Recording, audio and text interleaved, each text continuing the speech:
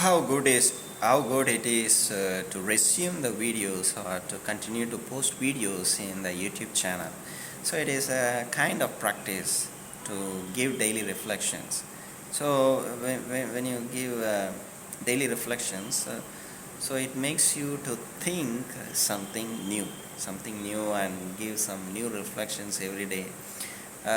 If I have to give the new reflections, then I need to go for reading books or reading some reflections, and look into my life or look at others' life, and collect data to share the reflections, which could be attractive, which could give some new message, which could be something new, not repeated, not repeating the same message.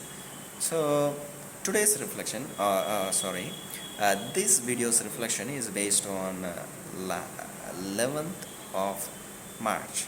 So 11th of March, and that gospel.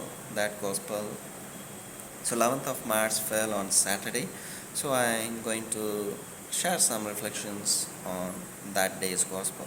So it speaks about the prodigal son. In simple way to explain this prodigal son, it's about he wanted to spend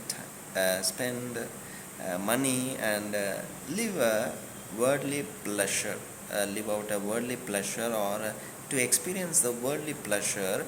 So he demanded the property from the father, and he left home and he went to a different country, far from his home, and he spent lavishly the money that he had with the friends and so on. So at a particular point of time, he realized that he could do nothing by himself.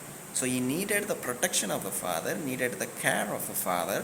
So therefore he realizes that the workers or the laborers in his father's house, so they were enjoying more than him at that moment, at that very moment, because he had nothing to buy for his food, buy for his clothing, so nothing he had.